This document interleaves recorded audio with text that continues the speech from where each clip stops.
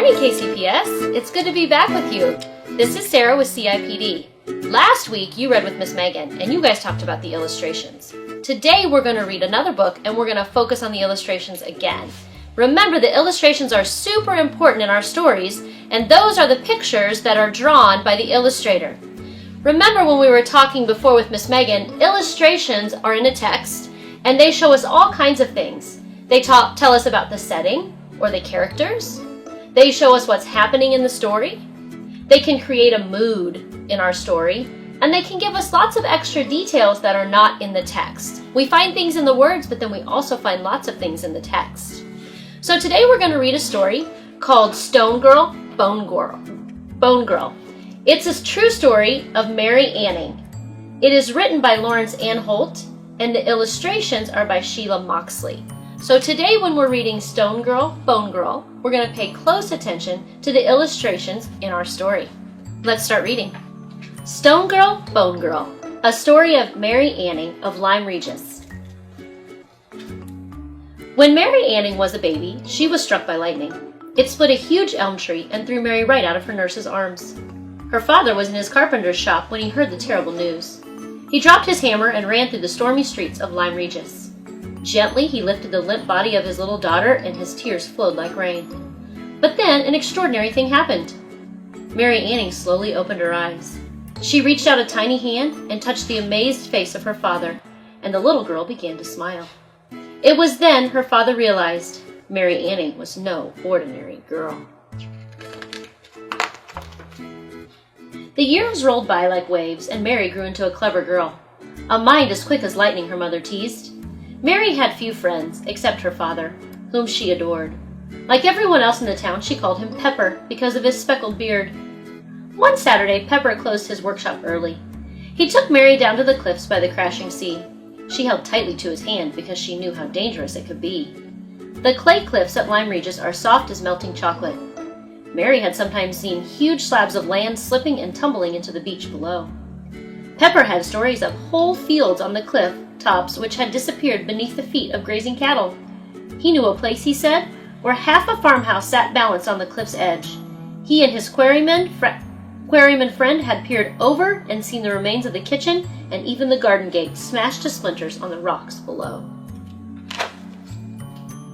When they came to the place called Black Fen, Pepper reached into his pocket and, to Mary's surprise, took out his best steel hammer. He knelt beside a large rock of dried clay and began carefully tapping away. "What are you looking for?" asked Mary, dancing about on the sand. "Just be patient," laughed Pepper. He worked as carefully as if he were making a fine piece of furniture. Mary bent closer. There was something hidden there, right inside the rock. At last, Pepper pulled it free and handed the thing to Mary. It's treasure!" she gasped. "It's what we call a little snake stone," smiled Pepper. "Just a curiosity.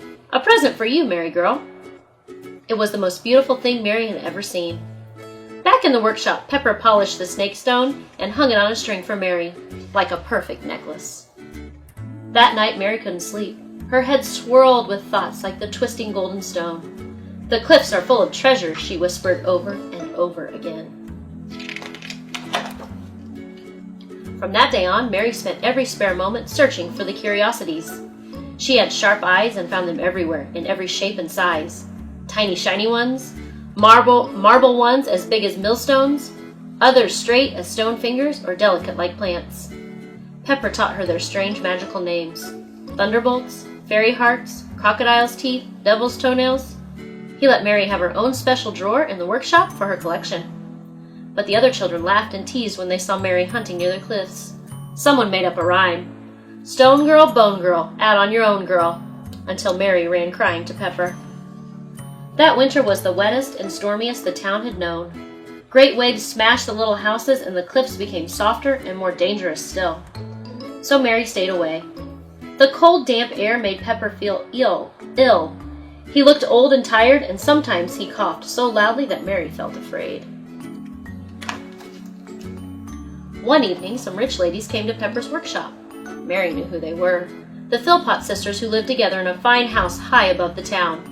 Scientists, people said. The young ladies The youngest of the ladies, Annie Philpott, wanted Pepper to build a glass-fronted cabinet to display curiosities, she said. Mary jumped up. She couldn't believe that someone else was interested in curiosities. "Excuse me?" Mary said nervously. "Would you like to see my collection?" And she pulled open the drawer. "Oh," gasped the ladies, "what wonderful fossils!" Fossils? Mary had never heard the word. The Mrs. Philpott smiled. They could see that Mary didn't know much about her collection. "I'll tell you what, Mary," said Annie Philpott. "When Pepper has finished my little cabinet, why don't you bring it to us? We could have some tea, and then we will show you our collection." For 3 long weeks she waited for Pepper to finish the cabinet, but he seemed to be working more slowly than ever. Mary was very worried about him. But at last the elm cabinet was finished. The wood was from the very same tree that had been struck by lightning and had almost killed Mary as a baby. She thought it was the most handsome thing that Pepper had ever made. Slowly Pepper wrapped the cabinet in brown paper and tied it with a string. His old hands were shaking as he kissed Mary. Mary had never seen anything like the Philpotts' house. There were expensive rugs in every room and maids to serve the tea. Most wonderful of all was the collection of curiosities. The Mrs. Philpott explained that the fossils were the remains of ancient sea creatures that had been preserved in the clay. Everything was so interesting that Mary forgot to be nervous. Then Annie Philpott showed her a huge tooth she had found. From a great sea monster, she said. She told Mary she believed the rest of the creature was still out there, hidden in the cliffs. If anyone could ever find that, Mary, that would be the greatest treasure of all. It was nearly dark when Mary ran down the hill. As soon as she pushed open the workshop door, she knew that something was wrong. The workshop was so quiet after Pepper died. To Mary it felt as if half of her world had fallen away, like the farmhouse on the cliff edge. And there was no money. Her mother began to sell everything she could think of, and still they went to bed hungry. One evening, Mary wandered up to the churchyard. A heavy fog hung over everything, ragged clouds dragged at a lemon-sliced moon. And as she came to the stone that marked Pepper's grave, something moved in the darkness. For a moment, Mary was afraid, but coming closer she realized it was nothing but a funny little dog. A little dog with a coat like speckled Pepper. The dog bounded over and licked Mary's face. When she turned to walk home, the little dog came too. At last, it ran into the workshop and curled up under the table. "Perhaps you need a friend too," laughed Mary. From that moment, Mary and the dog were never apart. That summer, the town was full of holidaymakers. As Mary and her dog watched the rich ladies and gentlemen wandering the streets, she suddenly had an idea. Perhaps she could sell her curiosities. She dragged the table from the workshop onto the pavement and carefully arranged the fossils from her collection. Well, all except the snakestone around her neck. That she would never part with. She wrote a small sign in her best handwriting, "Curiosities for sale." Then Mary Anning and the little dog sat down to wait. The first to pass were a group of children. They began laughing and pointing at Mary. "Stone girl, bone girl, out on your own girl," they shouted. All day Mary waited. She was just about to pack away her table when a group of ladies and gentlemen came by. "How fascinating," said a lady. "What are they?" asked someone else. "This one will make a delightful brooch, or a garden ornament." And so Mary Anning sold her first fossil, and as the rich people strode away, Mary felt the weight of coins in her pocket. "I knew I was right," she whispered to her dog. "These aren't just ordinary stones. They really are treasures. If only I could find that sea monster." All summer, Mary searched for curiosities for her shop. She borrowed books about fossils from the Mrs. Philpott and learned everything she could. Her mother was delighted with the money that Mary was earning, but she was worried about Mary alone on the dangerous cliffs. Mary reassured her that the little dog would run for help in an emergency. As she searched, Mary thought more and more about the giant sea monster and about the cliffs in prehistoric times. She imagined fantastic landscapes with extraordinary creatures. One morning, Mary was so busy daydreaming she didn't notice that her dog had wandered away. She ran along the beach calling for him, but he was nowhere to be seen. At last she heard a faint bark, and looking up, she saw the speckled dog high on the sloping side of the cliff. Mary called for him to come down, but the little dog wouldn't move. He was furiously scratching at something in the clay. Mary had no choice. She began slowly to climb the rock face, and at last she reached the little edge where the dog was standing. Her heart missed a beat. She couldn't believe what she saw. Grinning up at Mary was an enormous skull. The little girl had found the sea monster. All morning, Mary scraped furiously with Pepper's hammer. There was more than a skull, a whole skeleton perhaps, but it was far too big for Mary to handle on her own. Who could help her?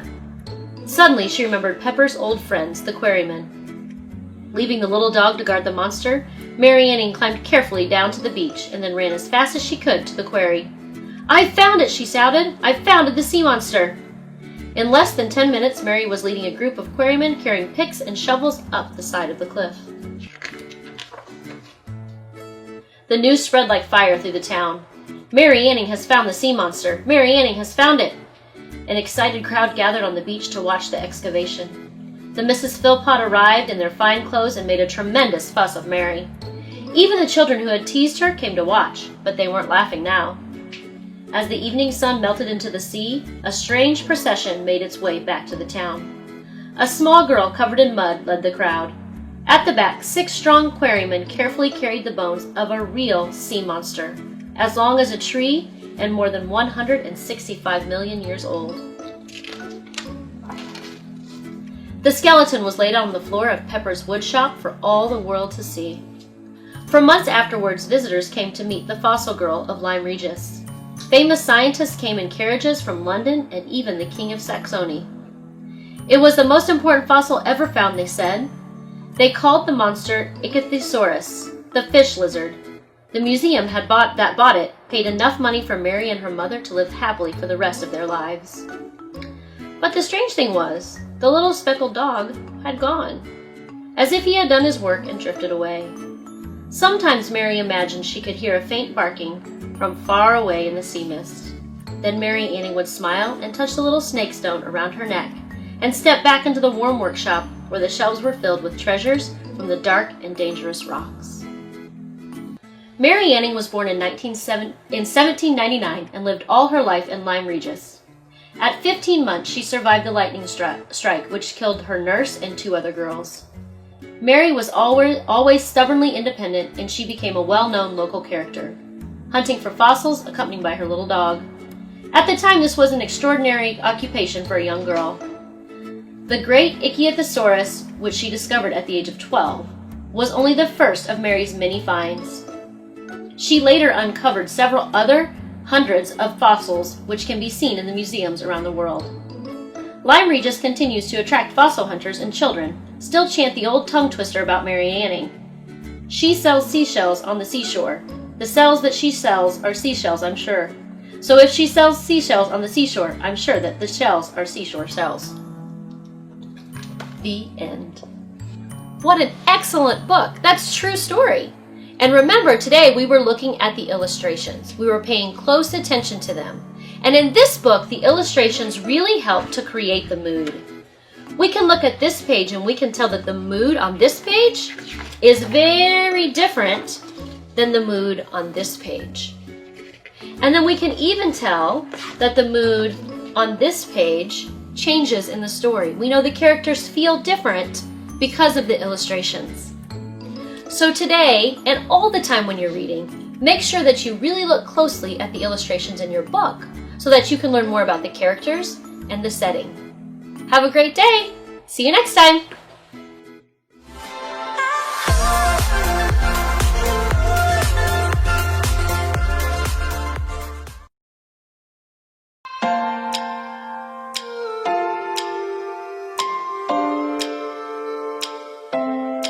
Welcome back. It's Miss Mimi Antal. Welcome to ELA Tuesdays. And today we're working with students in grades 3 through 6. We're going to work on reading today in ELA. You know what? One of the things that I most enjoy, just in general, is reading. I love reading a good book. And unfortunately, sometimes I don't really have that much time just to enjoy reading. But what I'm going to ask you to do is to take some time to just read. And I'm also going to suggest that you try something to kind of increase that enjoyment that you have for reading. So, once again, this is ELA Tuesdays. Welcome as we prepare for another episode. Before we get started though, this is what you're going to need.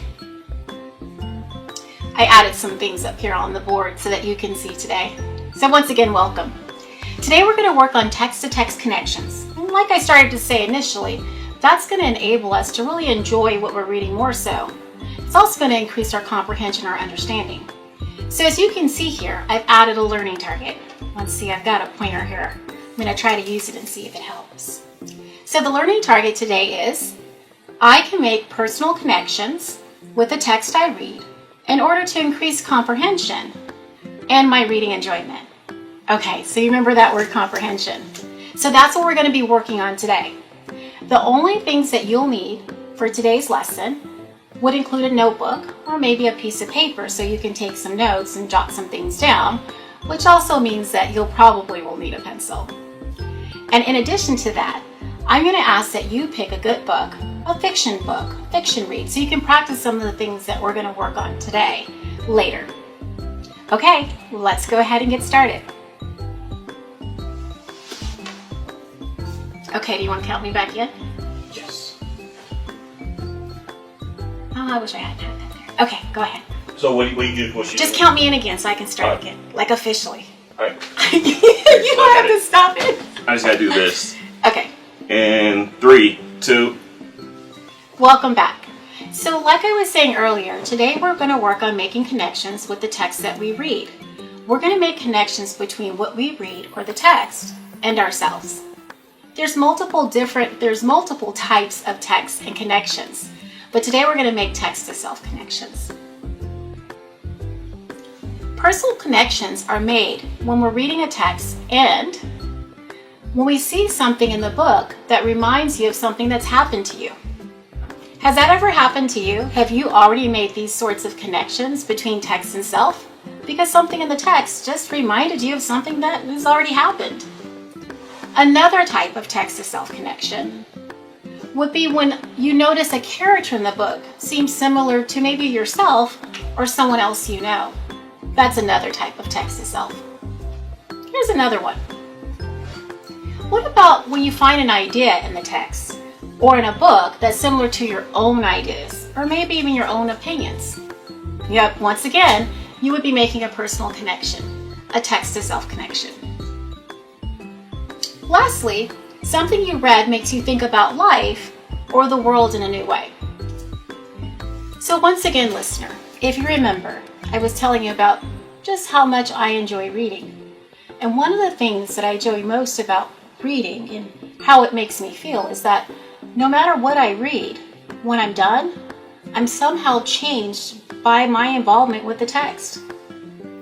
It's always for better. Sometimes it helps me solidify my own thinking, expand or stretch the way I think, or sometimes it challenges me and challenges my thinking, but it always leaves us a little bit different, and that's because we're making those connections.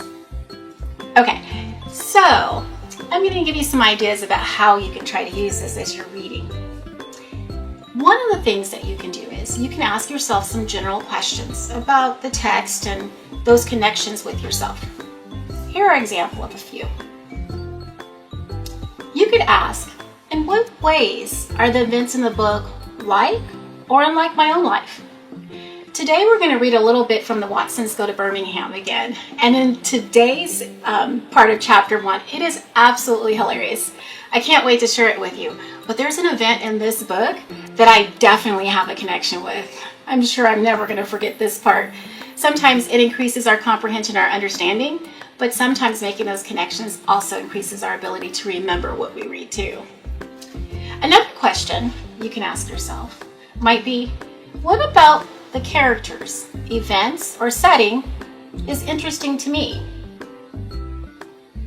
When you think about how I am involved in this, you're once again making those connections. Here's another thing to think about. What surprised me, excited me about the book? And lastly, are the author's opinions like or unlike my own? Okay, so I'm going to start. Today, as I do the think aloud and I read the text aloud, I'm going to actually think out loud or share with you what I'm thinking in my mind as I make connections to self. And then as we go along, I'll give you an opportunity to try it too.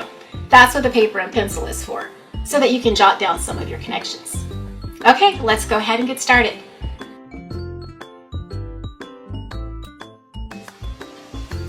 Okay, so welcome back. Let's go ahead and try to make some connections with the text. And like I said, I'm going to try it first, and I'll do it through a think aloud. So if you remember, before when we were reading The Watsons Go to Birmingham, we last left off where the main character, 10-year-old Kenny, is out with his brother de-icing the car. And in de-icing the car, actually Kenny makes a connection here. He has a flashback of experiences that happened to him previously with his brother and another friend. We're going to continue right where we left off. So, as me and Bai scraped the ice off the brown bomber, I wasn't going to get folded, or rather fooled again. I kept on chopping ice off the back window and ignored Bai's mumbling voice. Okay, so listener, do you remember where we left off now? They're outside scraping the ice off the car. And don't forget, as we continue to read through this, we're going to make some connections, some text-to-self connections. The next time I took a little rest, Byron was still calling my name, but sounded like he had something in his mouth. He was saying, Key, help, help. When he started banging on the door of the car, I went to take a peek at what was going on. Bai was leaned over the outside of the mirror, looking at something in it real close. Big puffs of steam were coming out of the side of the mirror. Stop.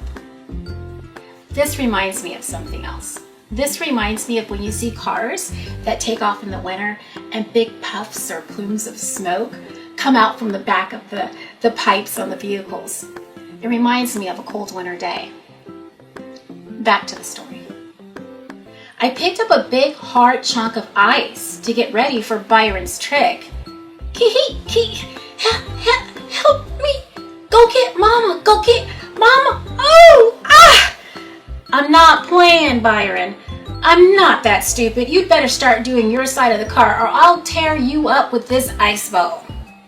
He banged his hand against the car harder and started stomping his feet. Oh, please, Kia, help me. Oh, go get Mama. I raised the ice chunk over my head. I'm not playing, Bai. You better get busy or I'm telling Dad. I moved closer, and when I got right next to him, I could see boogers running out of his nose and tears running down his cheeks. These weren't tears from the cold either. These are big, juicy, crybaby tears. I dropped my ice chunk. Bai, what's wrong? Help me, Kia, go! I moved closer. I couldn't believe my eyes. Byron's mouth was frozen on the mirror. He was stuck as a fly on a fly strip. Stop. I want you to try it now, listener. Are you making any connections to the text? Is there anything here in the text that reminds you of something that's happened in the past? Or perhaps a character that is similar to either yourself or someone else that you know? Okay, I'm going to continue to read, but now it's your turn to try. So as I continue to read the story, grab that piece of paper and your pencil and jot down any connections you may have. Now what I'll do is I'll pause a little bit after reading to give you a chance to actually write that down. Okay, let's continue as we try to make those connections. I could have done a lot of stuff to him. If it had been me with my lips stuck on something like this, he'd have tortured me for a couple of days before he got help. Not me, though. I nearly broke my neck trying to get into the house to rescue Byron. As soon as I ran through the front door, Mama, Dad, and Joey all yelled, "Close that door!" Stop. Okay, listener, why do you think they were asking him to close the door? Yep, exactly. You remember how cold it is in the story? Let's continue on. Mama, quick, it's Bai. He's froze up outside. No one seemed too impressed. I screamed, "Really? He's froze to the car! Help! He's crying!" That shook them up. He could cut Byron's head off and he probably wouldn't cry. Kenneth Barnard Watson, what on earth are you talking about? Mama, please hurry up. Mama, Dad, and Joey threw on some extra coats and followed me to the brown bomber. Stop. Okay, take a few moments to jot down any connections that you may have had with the text. I'll go ahead and wait.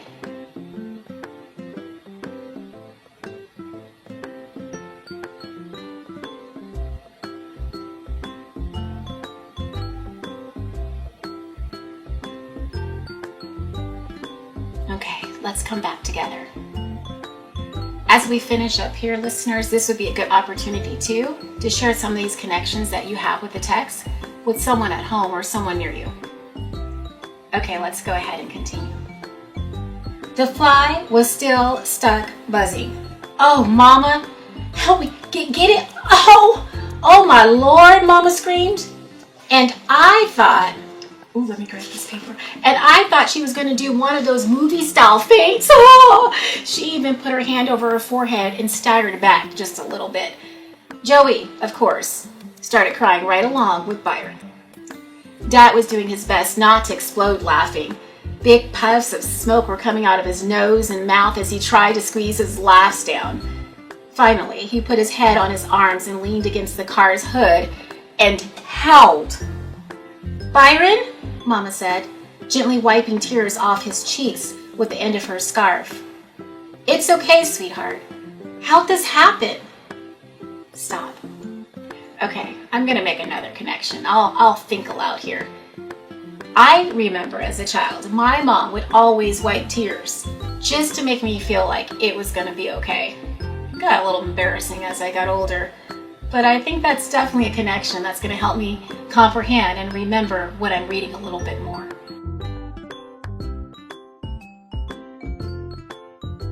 Asking how it happened. Can't you tell, Walona? This little knucklehead was kissing his reflection in the mirror and got his lips stuck. Dad took a real deep breath. Is your tongue stuck too? No. Quit teasing. Help! Well, at least the boy hadn't gotten too passionate with himself. Dad thought that was hilarious and put his head back on his arms. Mama didn't see anything funny. Daniel Watson, what are we gonna do? What do y'all do when this happens up here? Mama started talking Southern style when she got worried. Instead of saying here, she said here. And instead of saying you all, she said y'all. Dad stopped laughing long enough to say,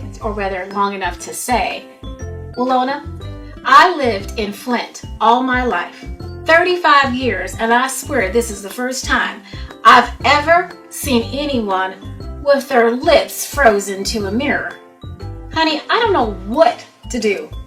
Wait till he thaws, I suppose? Pull him off, Dad, I suggested. Byron went nuts. He started banging his hands on the Brown Bomber's doors again and mumbling, No, Mama, don't let him. Joey blubbered out, This is just like that horrible story Kitty read me about the guy, Narcy, who stared at himself so long he forgot to eat and starved to death. Mama, please save him. She went over and hugged her arms around stupid Byron's waist. Mama asked Dad, What about hot water? Could we pour enough hot water on the mirror so it would warm up and he could get off? She kept wiping tears off of Bai's cheeks and said, Don't you worry, baby. We're going to get you off of this. But her voice was so shaky and southern that I wondered if we'd be driving around in the summer with a skeleton dangling around the outside mirrors by its lips. Dad said, I don't know. Pouring water on him might be the worst thing to do, but it might be our only chance. Okay, listeners, I think that's probably a good stopping point for today. I'm definitely interested in listening to more, and I promise I'll be back with more. But let's stop and kind of recap some of the things that we learned and we talked about today. So today we were talking about making personal connections, text-to-self connections. What I'd like for you to do, as we review, I want you to remember the reasons why we make these connections. Some of the reasons why we make these connections is because it helps us comprehend and remember what we're reading, but it also helps us to enjoy what we're reading. Now, later on today, or sometime throughout the week, as you're reading your book, remember it's to be fiction, it's to be a fictional story. But as you read your text or your book, I want you to jot down connections that you're making with regards to text-to-self as well.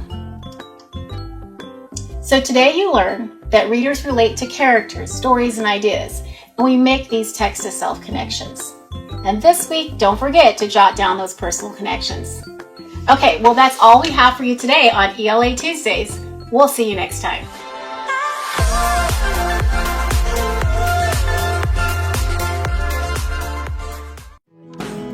Kindergarten is great at Kansas City Public Schools. I know they have really good teachers. I know this is great school. They teach them stuff that I thought my kids would never be able to know at the age of 5. Since deciding to send our kiddos to a neighborhood school, we've become even more of a part of our community. Now is the time to enroll your future kindergartner for the new school year. Visit enrollkc.org today.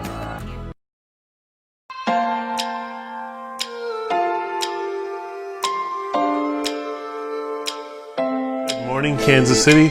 Welcome to another edition of KCPS Homeroom on this ELA Tuesday.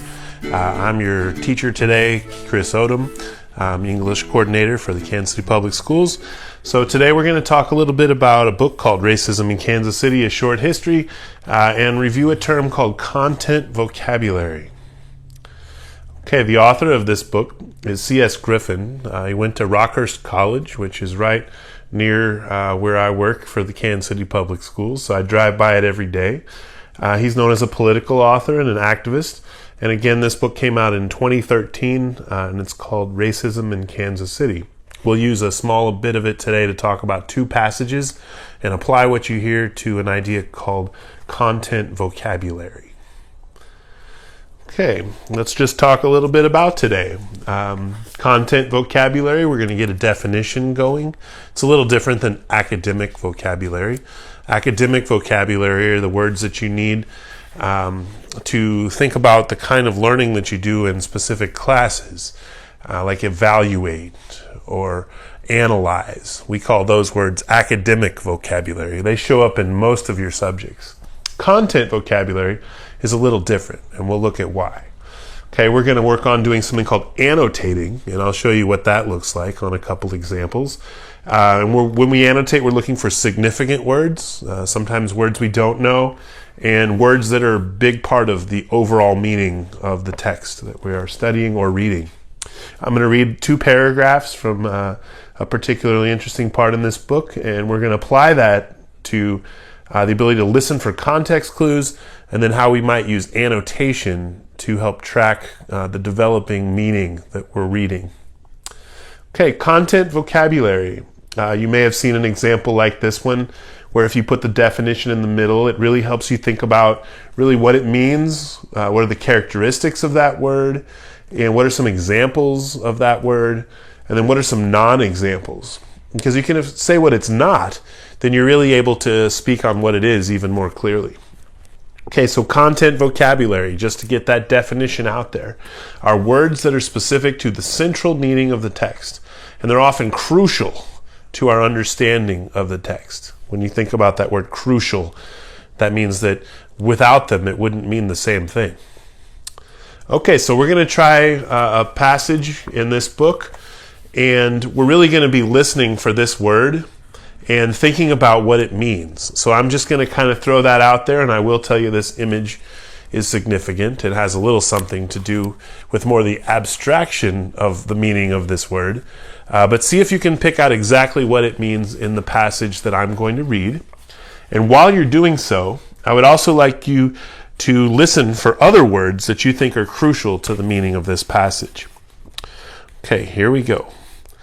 This entrenched social and economic separation is now an accepted part of life in Kansas City. In 2011, researchers from Brown University and Florida State University ranked Kansas City 23rd among America's most segregated cities. Integration here is better than in Detroit, New York, Chicago, Los Angeles, and St. Louis, but worse than Nashville, Richmond, Minneapolis, St. Paul, Phoenix, Las Vegas, and Atlanta. The ranking is an improvement from previous studies, owing in part to an increasing black population, a 13.4% of the greater metropolitan area in 2011, and middle-class blacks joining whites in the suburbs. But segregation is not the deadliest issue. Okay, and so in that one paragraph, you may have heard that word early on. Would you pick out any other words in that passage that you think were central to the meaning? Let's explore what this word might mean and put it back in the context that it exists with this sentence up here. You notice it says this entrenched social and economic separation is now an accepted part of life in Kansas City. And that's an interesting quote, because I sure believe that most of Kansas City doesn't just want to accept that part of life, but it seems to point to maybe it's entrenched. So what does that really mean? Did this cavernous space between these two rocks just appear one day? Or did it take a long time for it to become what we might see there on this image? In some ways, entrenched might have a similar meaning, that it becomes so much a part of the day-to-day life that it becomes something that we think we're so used to, right? And when it's talking about this economic and social separation, there's some other words in this specific paragraph that might help point to other meanings, like segregation or integration. Okay, so we're going to apply this same strategy one more time, and I'm going to read on the next paragraph. And if you're working with us at home, you're probably going to want to try this next technique called annotating. And while you're reading, you can do some active behaviors that will help you remember later on what you were reading, especially helpful when you're studying, and especially helpful when you're really preparing yourself maybe for something that you're going to do based on what you read. Then you don't have to have it all memorized, and you've got all these nice marks in your book that help you remember what you were thinking while you were reading. Okay, so maybe you might underline words that you need to go back and look up, or look up in the moment. With the technology that we all have, you really could just stop for a moment and find out what that word means. And then you're going to write some important thoughts in the margin, maybe some notes that you had. When I look back through my book, I see I have post-it notes and other things that we might consider those forms of annotation. Okay, so last paragraph I'm going to read. And I'm really just going to chop into this paragraph a little bit. And then we're going to go from there, and you're going to apply this strategy. Okay, so I want you to think about listing some significant words that you hear, and then perhaps list some of the words that you may not know all the way to look up later. There's been a sharp increase in the number of extremist hate groups in the U.S. since Barack Obama's election. Regression always threatens to undo the gains for which so many fought. A 21-year-old white man who read hate group literature allegedly massacred 9 African Americans at Emmanuel African Methodist Episcopal Church in Charleston, South Carolina on June 17, 2015. The tragedy revealed how far white denial and ideas of racial transcendence could go. The suspect posted photos of himself online in a jacket with historic flags of apartheid regimes in Africa. In other photos, he held the Confederate flag. The attack coincided with the anniversary of Denmark Vesey's planned slave revolt of 1822. Vesey helped found the church where this attack occurred, and possibly planned the revolt there. The suspect reportedly told the congregation before firing that he was there to shoot black people. Okay, so again, we're reading this book and thinking about the overall title, we're thinking about the vocabulary, we're thinking about the significant words that help paint the meaning in this extremely important reading about our own city. So did you hear some significant words in that passage? Did you hear words you might want to look up later? Did we hear words like transcendence? That's a big word. Racial transcendence. We heard apartheid and regimes. We heard the word tragedy. We heard the word massacred. So you can see how when you start to collect some of these words and put them back together, it might help you with this next part. What did they help you think about might be the central idea of what we just read? Remember, we've done that in the past. And again, the vocabulary really is the best way to start to understand what's being talked about in each passage. Okay, so which words carried the meaning of the passage I just read? When we talk about carrying the meaning, right? He's carrying some meaning. But the words in a passage or any form of writing help carry the meaning because they contain a lot of information, and they also contain kind of emotional significance. That's both the connotation and the denotation of words. Okay, last thing we're going to think about is when you go out there and you find something to read, I want you to work on annotating and looking for the crucial words that help us understand the meaning of the passage. Also look for some of these amazing cool words that you might not know all the way what they mean, but when you look them up, it really expands your understanding of what you were reading about. I hope this has been helpful in having you think about how, again, content vocabulary might be a big part of what you do at school every day. Maybe we've given a couple strategies to think about with annotating, and certainly looking at words for their overall meaning of the text. I hope you're having a great day out there, Kansas City. Have a great one. See ya.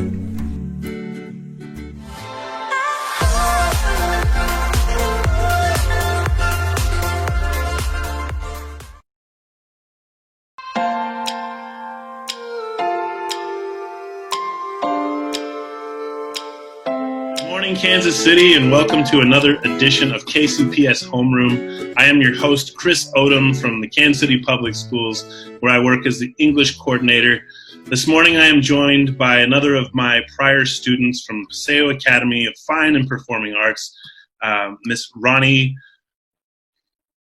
Marsalis. Yes, okay. And I'm not going to mess up like that over and over again. I'm pretty sure I know who she is. We want to account for the artist's name. So let me make sure she gives you a chance to find out how you can find her. And we're going to go through this process today and learn a little bit about what she's been doing since she graduated. Recently, quite a bit, I think. And so will you give us an update and tell us what's been going on with you? And what year did you graduate from Paseo Academy? Whew. I graduated in 2012.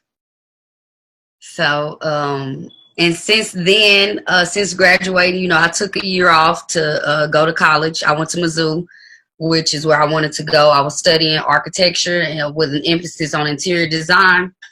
And while I was on campus, I would go to visit the vagina monologues and be participating in dance, with a dance team and doing spoken word for the Black and Gold pageant. And I discovered, I really like spoken word poetry. And that's what started the transition for me since leaving school. I ended up leaving college and pursuing a spoken word journey. I came back to Kansas City. I went to excuse the sound, but I went to participate with the Bold Poets and went to UCM and performed some spoken word. I performed some spoken word for the Black United Front. Then I ended up moving to New York, and that opened up another realm of possibilities. I was on a college tour. I participated in a Muhammad Ali documentary and the director says, well, shoot, Ronnie, you won us an NAACP Image Award.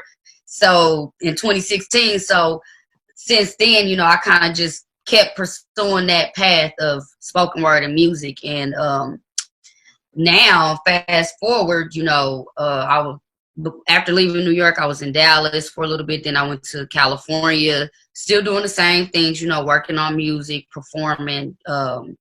And now I'm back here in Kansas City, and I released a new album titled Amnesia that tells you a lot about what I went through. Very cool. Awesome. And I've heard this album, and I've heard the song that we're going to listen to here in a little while. And then it's so exciting to have you here to talk to us about what we will unveil here in Kansas City in a minute. Tell me a little bit about what prepared you to go out and do that. Did you get any prior experiences? And I kind of know you did, since I was one of those people back there at Paseo watching people decide to be in a show. And so, I don't know what attracted you to being part of it back then, and what keeps you doing it now? So what attracted me to doing it back then, first and foremost, the therapy that you get.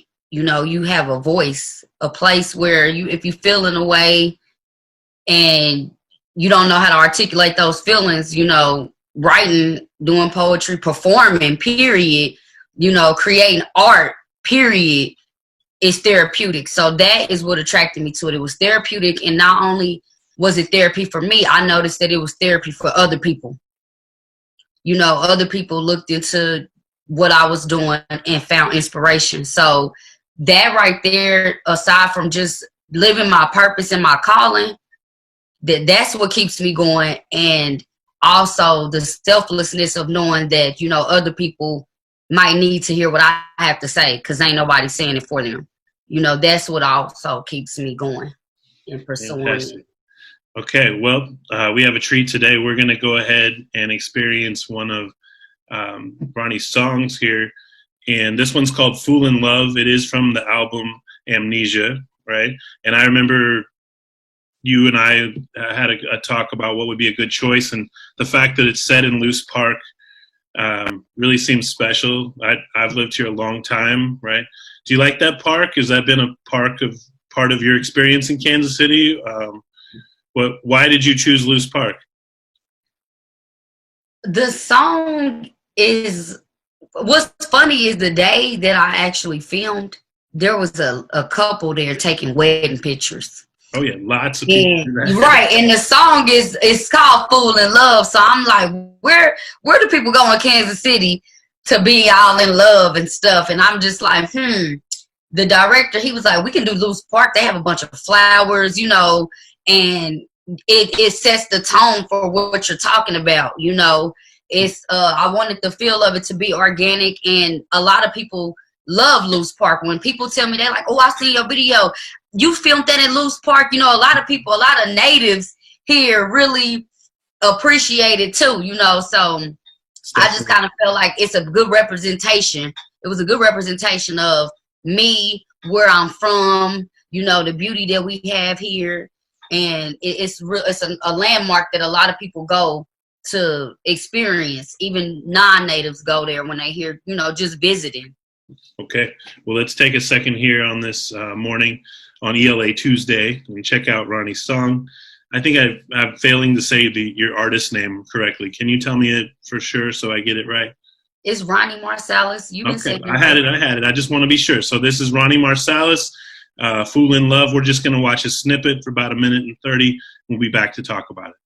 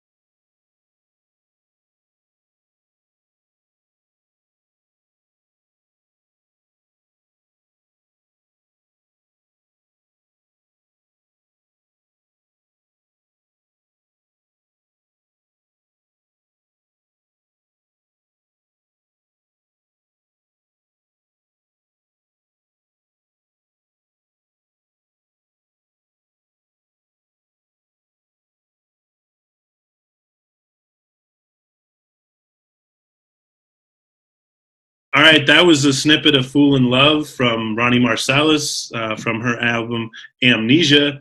And we're going to talk about it, a little bit of unpacking to do of why and what she was trying to say in this song. You might have a hint when it's called Fool in Love. I hope you appreciated and enjoyed the talent that I began to know, I think, as far back as when you were a sophomore in high school. Do you remember how old you might have? Was that right? Mm-hmm. Yep, you had it on point. Okay, I'd try to guess, but it's somewhere in there, right? And that's probably the first time you tried out for Coffee House or did a piece. So, and you were which major at Paseo? Because I know you were not necessarily a creative writer. Is that right? I was actually a theater major for sophomore year, and then junior and senior year, I was I want to say junior year, I switched over into dance. Gotcha. So if you don't know, Paseo Academy in Kansas City Public has majors, and students can select an area of expertise. What was so exciting for me is I ran a show there called Coffee House, and we didn't limit the groups we pulled from. We over the years we realized the talent with writers and everybody was in a lot of the other departments just as much as it was in our own creative writing department. Like a lot of the visual artists possess just this rich ability to make visual things happen in their writing. So really fun. I was honored for all the years that we had those shows. It was amazing is we only charged like $3 or $5, and I knew for a fact in 5 minutes it was worth that much. It was like, get ready for a show that's worth $3 or $5. It's worth $35 some nights, I think. So, okay. Yeah, Coffee House was good. Oh, I'm sorry. Go ahead. I was saying Coffee House was good. One of my graduates, one of my friends who graduated with me, Bam Brandon. Yeah. He made me cry reciting a poem at Coffee House one day. Yeah. And then you remember Tyler Johnson? Mm-hmm. Made me cry with his dancing at Coffee House. So Coffee House has some deep, very deep tear jerkers. Yeah, respect due to Tyler Johnson and his family. Yeah. Yeah. So tell me about "Fool in Love."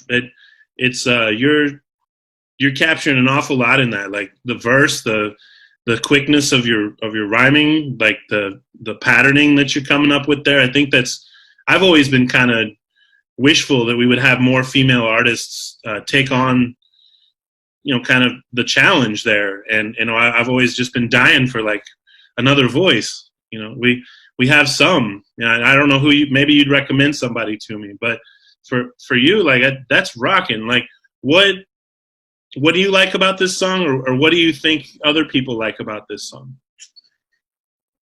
The passion.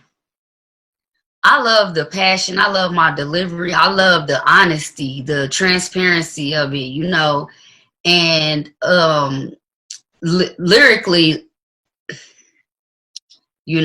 I love it. I will say it's one of my best songs to me. Just before I even wrote it, I was watching some National Geographics, and they were talking about how the universe came to be and how the earth came to be, and just how meteoroids created water and certain elements in the earth. And I'm just like, when I started it, when I approached the song, I'm like, well, if that's true, and if that's how the earth came to be, then I came to be, through my father, then why am I not feeling like, I'm meant to have that Cinderella kind of love, or just that type of stuff? If things are meant to be, why isn't it meant to be for me? If things have a way of working out and coming from something, my path ain't lining up that way because I keep getting heartbroken, So that's kind of the approach that I had with that song. And sure. So, while I'm hearing your amazing answer, that by no means sounds like what we condition people to do in school. Do you know what I'm saying? I'm wondering, like, how you would advise other young people to keep this kind of like spiritual realm or awareness to me, like the philosophy of things. I was talking to Unique, and he's still driven a lot by some philosophy that he applies kind of through Buddha about the restless mind. And we were like, wow, that's so. To me, that doesn't happen a whole lot when in our curriculum and the things that we intentionally write into school.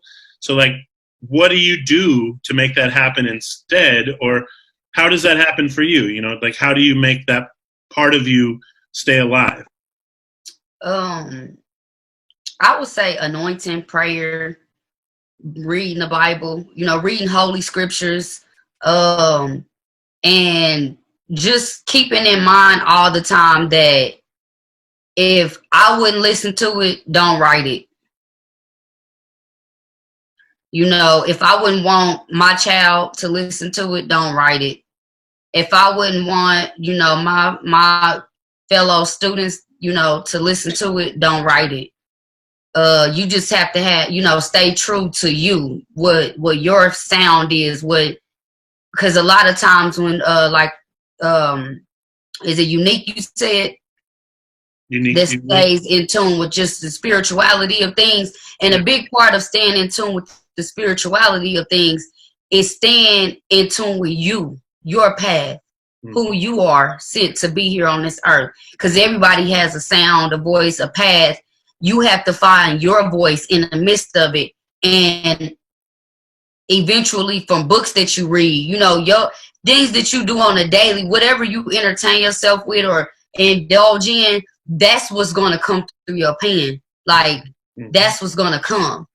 And as I said, before I even started writing, I was watching National Geographic and also contemplating a recent heartbreak. So I just combined the two. You just kind of got to be in tune with you, what your interests are, and write from that place. Well, thank you so much. Art from that place. It's so rare to get to kind of unpack what's going on in the artist's mind before they write a piece like that, and for you to be able to place it back in such a cool way, it's really fantastic. And I hope the same stories exist for all great songs, but I wonder, sometimes people are like, nah, I just wrote it down. So that's really, really exciting, and I can hear you're driven by a lot of the things that you maybe started to discover early on that have not disappeared, only kind of grown. So that's always fulfilling and exciting to hear from people that I knew a long time ago. I dare say that was a long time ago. We start to think that way. So again, we've been on here talking with Ronnie Marsalis this morning on KCPS Homeroom. Let's let you send us out of here, Ronnie. Is there anything you'd tell a young student who's pursuing their dreams only in their head so far? What would you tell them about that? It ain't nothing to it but to do it. That's it's for real. When and the last thing I still do this. The procrastination, just knock that out the way. And the work ain't even hard. It's not as hard as you think it's gonna be when you ain't sitting in your head. So just do it. Just get the ideas out and they start flowing and they start making a way for you. Just do it.